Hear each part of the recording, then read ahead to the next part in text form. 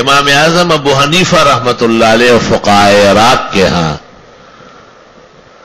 کثرت صحابہ و تابعین کے ہاں دریائی حیوانات میں سے سوائے مچھلی کے کوئی چیز حلال نہیں۔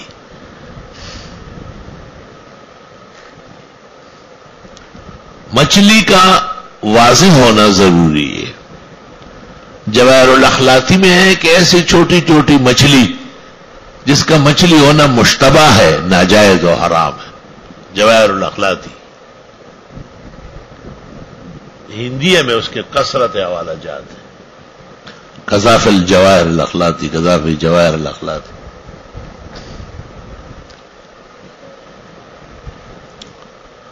مار ماہی اگر وہ ڈنگ مارتا ہے تو سانپ ہے، حرام ہے۔ اگر ڈنگ نہیں مارتا ہے اور تبھی کراہیت نہیں ہے تو کھا سکتے ہیں۔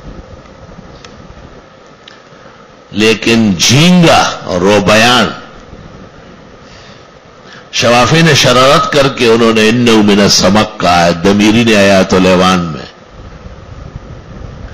مولانا عبدالحی نے مجموع الفتاوی میں دمیری پر اعتماد کر کے اس کو کہا کہ مچھلی ہونا واضح ہے۔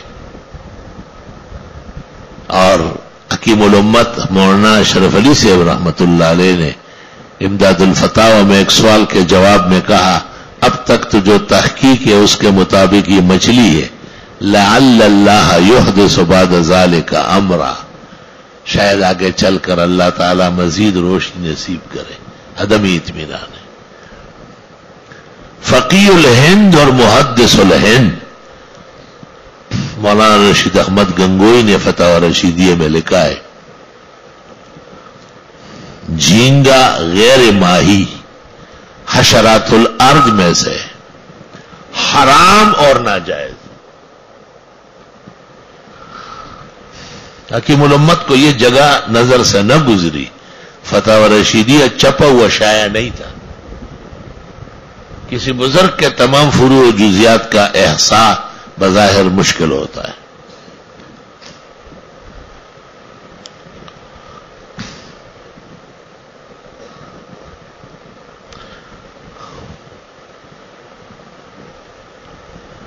تو الگ تحقیق جھینگا چونکہ مچھلی نہیں ہے، لیس من السمک فلا يحل عند الحنفیہ لأن عند الاحناف لا يحل من البحر الا السمك۔ باقی اور ائمہ کے یہاں تمام سوائے انسان و خنزیر کے، اور ایک اصول شافعی و احمد کا یہ ہے کہ جو بر میں حلال ہے وہ باہر میں بھی حلال ہے، اور جو بر میں منع ہے وہ باہر میں بھی منع ہے۔ اقوال شتیٰ عندہ۔ تفصیلات کے لیے حنابلہ کی المغنی اور الانصاف اور شوافی کی شرح مہذب اور مالکیہ کے ہاں تقدیمات عبدالولید باجی،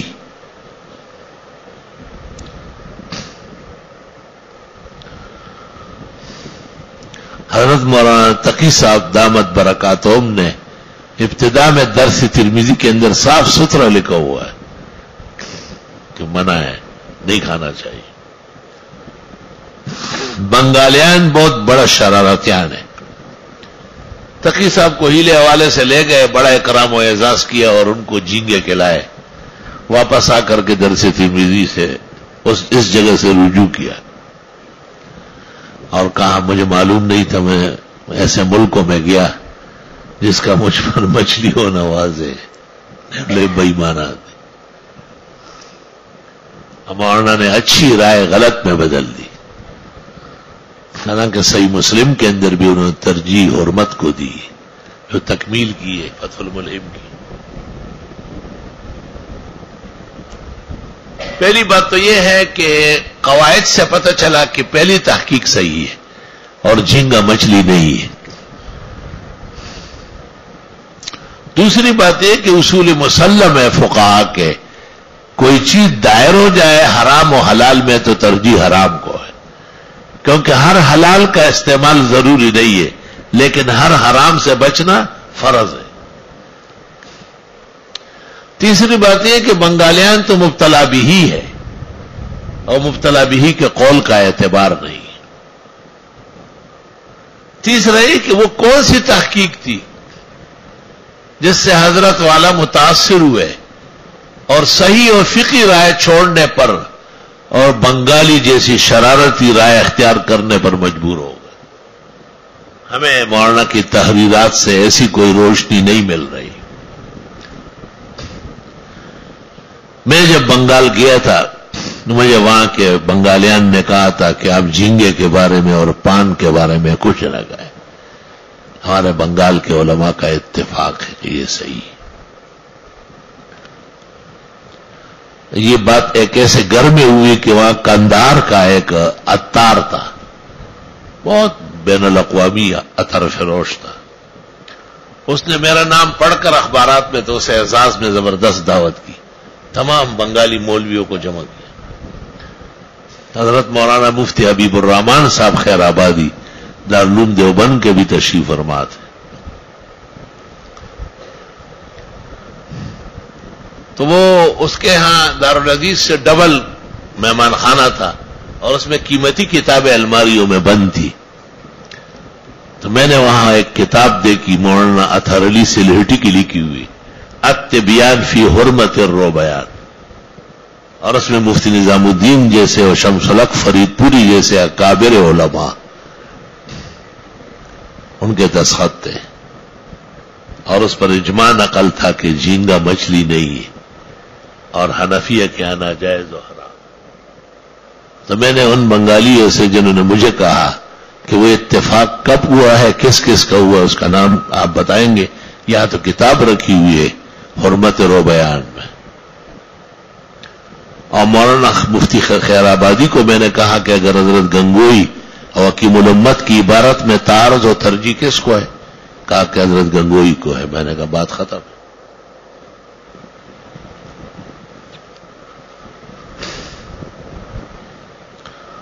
تو بنگالیان کو اس طرح میں نے وہاں مار گرایا. اور پان کے بارے میں کہا کہ اجرت پان کو کچھ نہ کہے، پان بہت ضروری ہے. ہمارے یہاں تو روٹی ضروری نہیں ہے، پان ضروری ہے. میں نے کہا مسواک کی حدیث سے کہا وہ بہت ضروری ہے.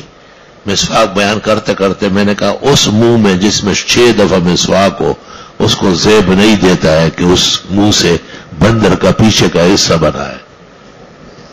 پان خور کا منہ ایسا ہوتا ہے جیسے بندر کا دبر، کئی رنگوں سے بھرا ہوتا ہے. تو میں نے کہا مسواک کی حدیث پر ایمان لانے والی قوم کو زیب نہیں دیتی کہ وہ پان خور ہو یا سگریٹ نوش ہو یا نسوار خور ہو، کہ پان میں سب رگڑا ہو. توبہ. جب میں یہ بیان کر رہا تھا ایک بہت بڑا بنگالی سامنے تھا، وہ ایسا منہ کھول کے مجھے یقین کر لے کہ میں شرم آ رہی تھی، مہمان تھا، اور نہ میں کہنے والا تھا کہ بندر نے اپنے پیچھے کا ایسا کھولا ہوا ہے. شپگ رنگو نہ پکی ہو، شپگ رنگو نہ پکی، 6 رنگ تھے اس کے منہ میں. اور وہاں ایسے خراب پان خور ہے کہ جس جگہ کوئی جائیں گے نا آپ مہمان ہوں گے تو پہلا کام آپ کا کیا ہوگا؟ اپنا بٹوا کھولے اور اس میں سے جو اچھا اچھا پان ہوگا اس میں ڈالے.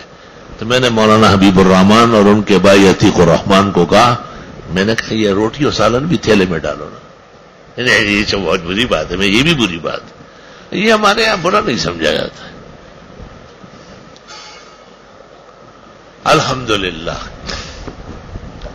ہم نے جہاں قدم رکھا ہے وہاں حق کا بین بجائے خاموشی اختیار نہیں کی ہے، نہ ان سے ڈرے. میں نے کہا بڑے سے بڑا فقیہ و مفتی سامنے کرو، میں اس سے پوچھتا ہوں کہ جھینگا کس شریعت سے کھا رہا ہے.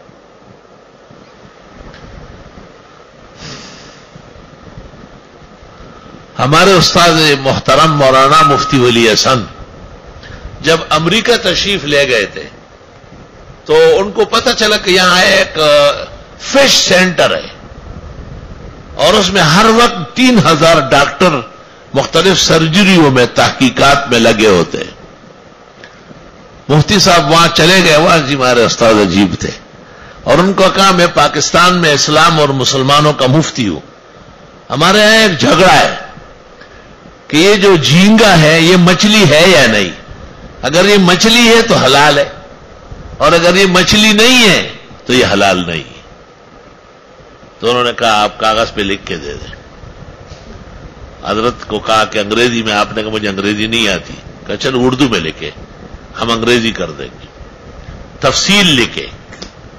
حضرت صاحب نے تفصیل لکھ کے وہاں دی اور ان کو ایک تاریخ دی. اس مقررہ تاریخ پر جب حضرت تشریف لے گئے تو انہوں نے ایک بک حوالے کی. یہ مفتیوں کے بیٹوں کو اس کا خیال کرنا چاہیے کہ وہ بک کہاں ہے. کتاب.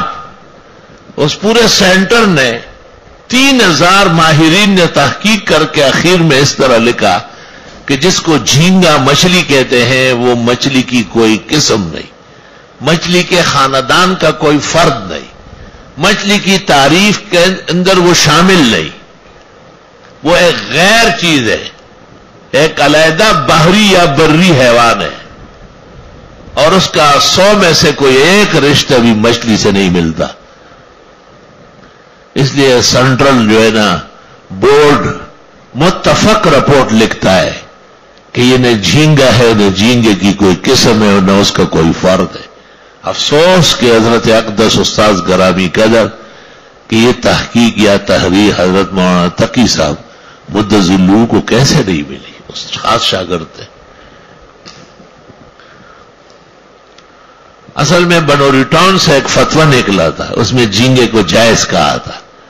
میں وہ فتویٰ لے کہ نیو کراچی سے حضرت کے پیچھے آیا.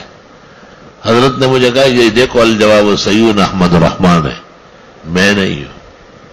کیا ایک عبدالسلام نام کا آدمی ہے بنگالی, وہی شرارتیں کرتا ہے کہ جس مجھ پر یقین ہے کہ یہ نہیں لکھے گا تو مفتی احمد الرحمان صاحب جی ذرا انہوں نے الجواب سیون.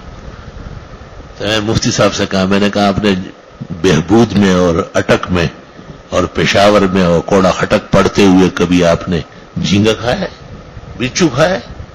نہیں بچو کی. میں نے کہا بچو کا باپ ہے جھینگا, اس کی شکل تو دیکھے میں دیتا تو جائز ہے. یہ رب پوچھے میں نہیں ماتا نخ کاری.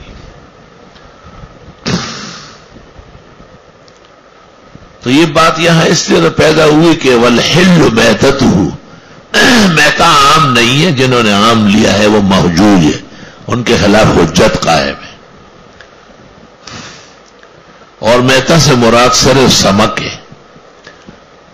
اگر مچھلی پانی میں مر گئی اور سوج نہ گئی, بدبو نہ پھیلی, تو بالاتفاق عند الائمہ والامہ حلال طیب ہے. شکاری جو جال ڈالتا ہے, دام ڈالتا ہے, تو وہ مر بھی جاتی ہے.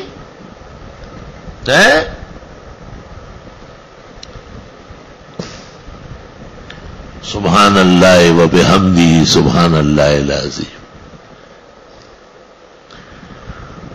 حنفیہ کے ہاں دریائی حیوانات میں سے صرف اور صرف مچھلی جائز ہے, اور مچھلی معلوم ہونا چاہیے. السماک الصغار لا تحل جوار الاخلاطی لانها تشتبه بالتنین, کیڑوں سے ملتے ہیں. یہاں ایک بنگالی مولوی تھا ابراہیم, وہ طالب علموں کو ساتھ کر کے یہ سامنے ندی سے ہر روز چھوٹے چھوٹے کیڑے پکڑتا تھا. مشہور تھا کہ مولوی ابراہیم رات کا کھانا مچھلی سے کھاتا ہے. ایک دن آ رہا تھا, میں یہیں چپرنگ پہ بیٹھا تھا, اس وقت یہاں باغ تھا, سامنے 3 کمرے تھے. میں نے کیا لایا ہے مولوی ابراہیم صاحب؟ جی مچھلی. میں نے کہاں سے؟ ندی سے. میں نے کہا کیڑا نہ ہو. نہیں ہم تو بہت جانتے ہیں نا, ہم تو یہی کھاتے ہیں. میں نے کہا یہ آج والی ہمیں دے دو. ہاں لے لے. مؤذن صاحب یہاں ایک کمرہ مؤذن کا تھا, اس کو میں نے کہا ٹین میں ڈالو, پانی ڈالو, اور تھوڑا تھوڑا صابن اور لہسن توڑ کے اس میں ڈالو. میں نے کہا اس کو دینا نہیں جب تک میں نہ ہوں, میری امانت ہے.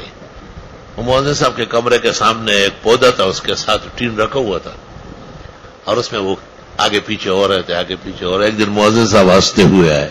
میں نے کہا کیوں؟ وہ سارے کیڑے. میں نے کہا مولوی ابراہیم کو بلاؤ. میں نے کہا یہ آپ کا, یہ تو میں نے نہیں کھایا. میں نے کہا آپ نے بہت جلدی کھا لیا نا, تھوڑا صبر کر لیتے تو یہ بن رہی تھی. میں نے کہا تو اپنے آپ کو مفتی کہتے, یہ عالمگیری دیکھو, جواہر الاخلاطی کی عبارت دیکھو. آخری دلیل میری یاد رکھے، کبھی بھولنا نہیں اس کو۔ مولوی احمد رضا خان بریلوی اعلی حضرت فاضل بدعت اور شرکیات میعتا حاضرہ، اس کا کام ہی کھانے پینے ہے، فضائل حلوہ، فضائل پراٹھا، فضائل فرنی، فضائل شیرمال، فضائل یہ وہ، بس فضائل ہے فضائل ہے، اور کھانے اور پینے ہیں، 94 کھانے لکھے۔ لیکن ایک بات عجیب سنو کہ احکام شریعت میں ایک سوال کے جواب میں تحقیق کر کے اعلی حضرت فاضل بریلوی لکھتے ہیں کہ بہرحال جھینگا مچھلی نہیں ہے، اس لیے ناجائز ہو رہا۔ میں کہتا ہوں 100 میں 1% کا 100 ایسا اس میں حلت کی بو ہوتی نا تو اعلی حضرت اسے منع نہ کرتے۔ اب ان کا تو مزاج یہ ہے، یہ تیجا ہو، یہ چیلم ہو، یہ برسی ہو، یہ کونڈ ہو، یہ خرافات و لایانیات ہو،